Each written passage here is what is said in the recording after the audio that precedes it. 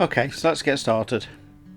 I'm going to sketch the rose picture just from the line art that we sent out earlier in the week, and I'm using the DaVinci app just to take the drudgery out of doing this. It's very quick, and if you want to know how it's done, see me at class.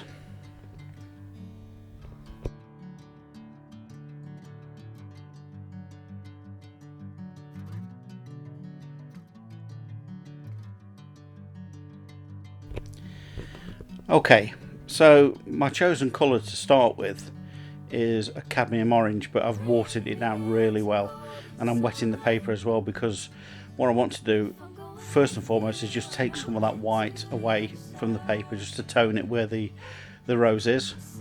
I'm not too worried about keeping to the internals of the rose at this point. What I want to do is work wet in wet and just lift out the highlights on the petals at the top of the flower, and that'll give it some shape. Now there's no actual pure white on this flower at all, so it's okay to do this. As long as you work reasonably quickly, you can carve out the shape of the rose just with a bit more paint in some of the darker areas that are going to stay dark. But as you can see, I'm just lifting away now just to get that shape. Again, not worried about the background, that's going to be painted in later.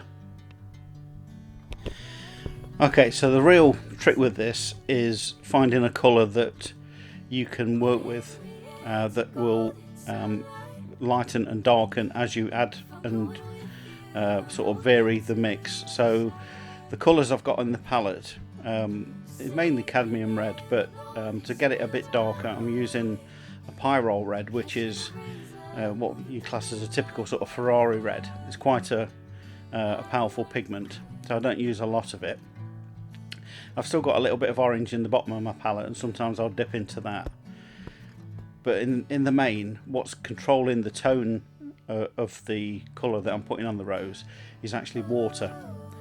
As you saw at the start of this section, I wet the first area and try to work wet in wet, just so I could get a good tone, I guess, but also to make sure that I've got soft edges. I don't want any hard edges at this point.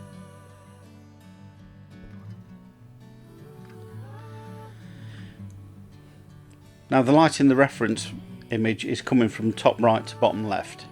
So the top of the flower is this lovely salmon pink colour, and it's also where there's most detail. There's a lot of petals that sort of interlock, and what you've got is you've got some shadow areas where the tone of that pink is darker actually at the bottom of the petal, and on the top edge, of course, it's lighter.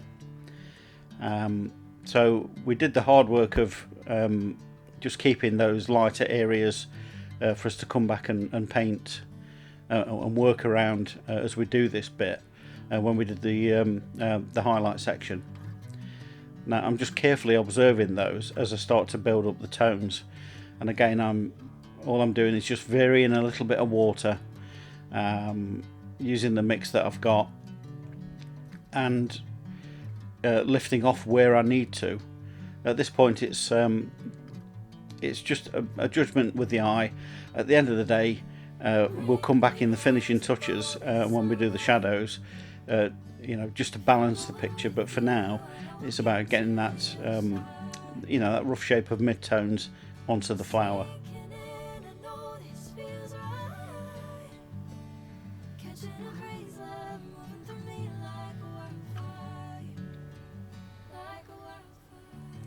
Now the flower itself, if you just looked at it purely, you've got this salmon pink colour, you've got a gradient orangey red, but there are also some dark areas that are almost like a pinky magenta, sat right on the edge of the leaves, and they're going to be the last things that sort of go into this bit of the painting. It's going to be a bit tricky to get that right, but as long as we work a little by little and just take our time, we can carefully get to what we want to see. And I've just added a bit more cadmium red to my mix because we're going to start to deal with the darker mid-tones in the middle and at the bottom of the flower itself.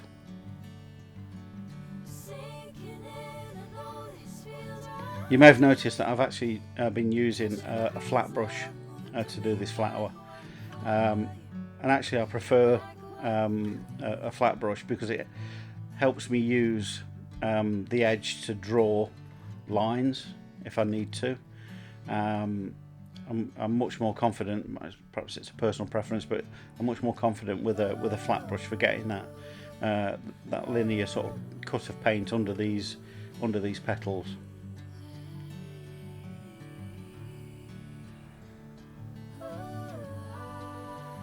And as I've said before, I'm using the biggest brush I think I can get away with. I don't want to spend too much time with a small brush at this point. We need confident big strokes to get the paint down while it's a warm day. It was drying pretty quickly, so you know, speed is of the essence to a degree.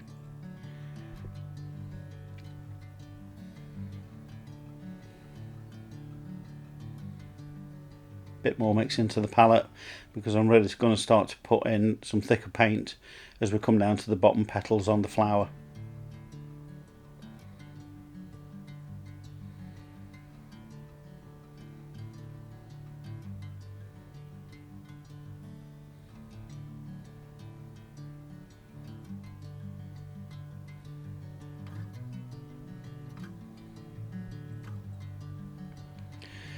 Now that bottom leaf, bottom petal on the flower is actually curled over, so it's actually presenting a different colour because it's a different colour leaf. It's a bit darker, but it's also got a shadow side on the left hand side and actually a highlight in the middle.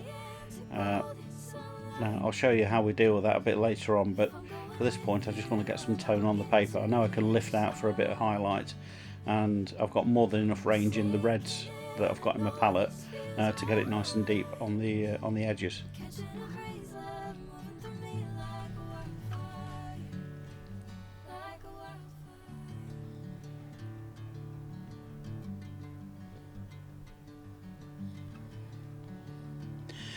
Now I'm just dropping in for the darker mid-tones a bit of Rose Madders. It's a pink, but if you, I've actually put that on pretty much straight out of the tube and let the water on the paper dilute it. I thought it was the right tone to use. It's definitely got that darker edge to it, and occasionally you'll see me dip straight into that bit of the palette just to get what I need, and then use the water on the paper to spread it out. Take a break there, come back and just let it dry, because we're now going to carry on with some areas where we want to go in a bit darker, and I don't want the paint to run too much, so I've just let it dry a bit.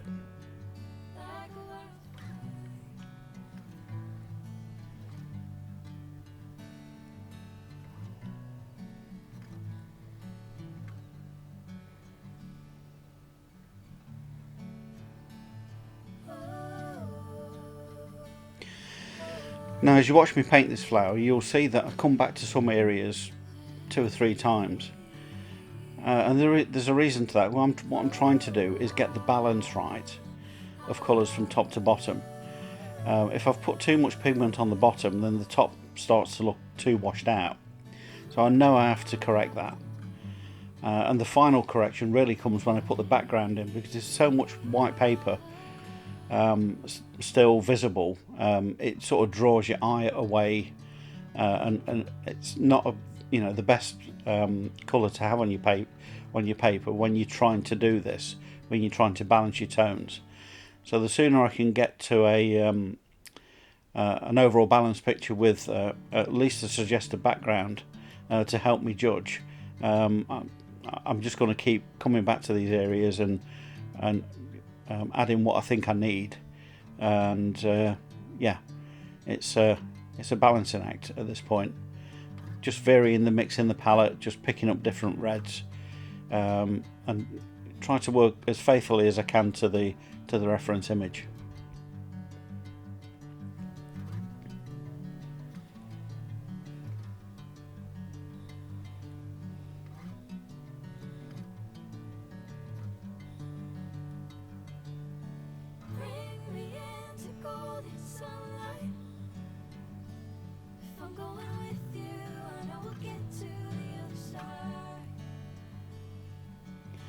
Now, if you can remember from the tones and contrast video, it's not necessarily about sometimes preserving a light area, it's about what you do to paint around that light area with something darker that all of a sudden makes it lighter again. And that's all I was doing with that bottom leaf. I know I've got to have a dark edge on that left hand side, and I did think to myself I might have to lift out some for the centre of that particular petal, but just dealing with the shadow side on that petal has worked a treat.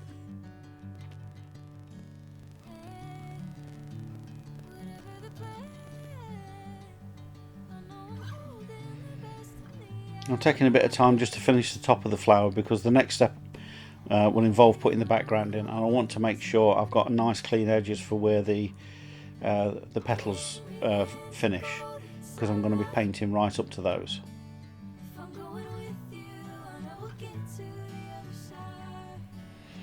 Okay, so the rose has got a stem and it's got some leaves, so I've mixed up some ultramarine with a bit of cadmium yellow light, and I'm going to be using some Payne's grey to give me a darker tone for the background.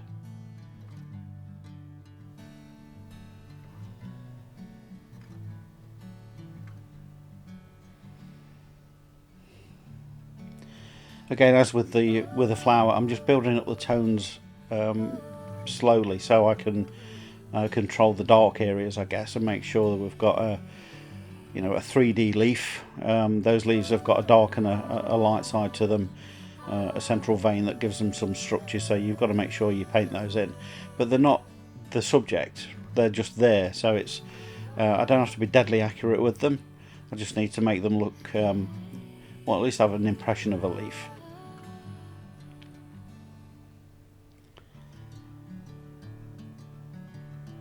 I'll just drop the stem in, and when I did that it was just too dark, so I immediately grabbed a small filbert brush and just lifted some out. I could see that wasn't going to work, so I had to fix that immediately. That's a bit better. Now the background, I'm just going to wet everything that I want to paint now. The flower is pretty much dry. I know the leaves are still a bit wet down the bottom, but if the paint bleeds into that, that's not a problem. I'm just going to lift some Payne's grey straight out of my palette and cut in where the petals meet the background. Now this is a trick that we picked up from the Paul Clark video about putting the darkest background dark against the lightest value in your picture, and what that does is it makes the top of that flower stand out. At the end of the day, the light is travelling from top right to bottom left. You'd expect it to be lighter in the bottom left.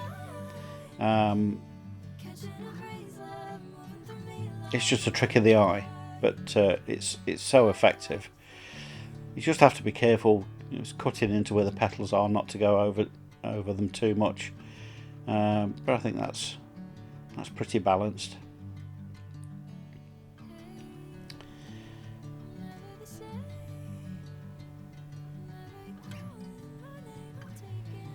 Okay, finishing touches. Now that I've got the background in, I can really see how the flower sits against that dark patch to the right. So now I'm just literally coming in and addressing where I think it's dried a bit too light, and where the shadows need to be emphasised, and also where the tone of the colour needs to go a bit more towards the purple end of the spectrum rather than red. Well, some of the gradients on the middle petals of the flowers are actually quite subtle. I'm not going to say that I've got these exactly right, but I did try my best.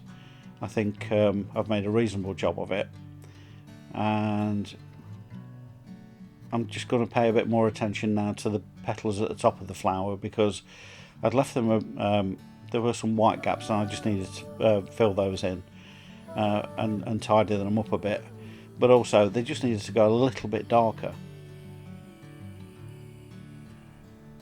Just mix up a bit more green, come back to these leaves now that they've dried, and get the shadow side on them.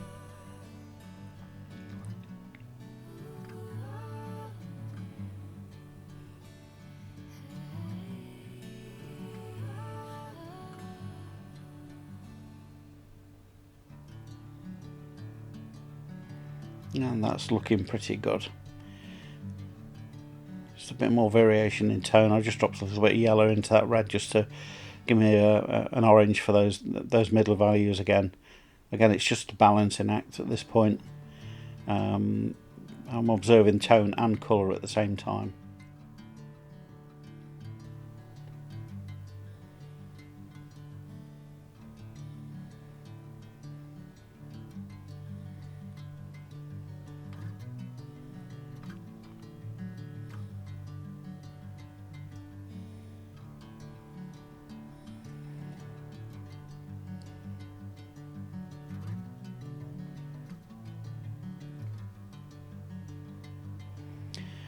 And I think we'll sign this one. I'm pretty happy with that. Thanks for watching.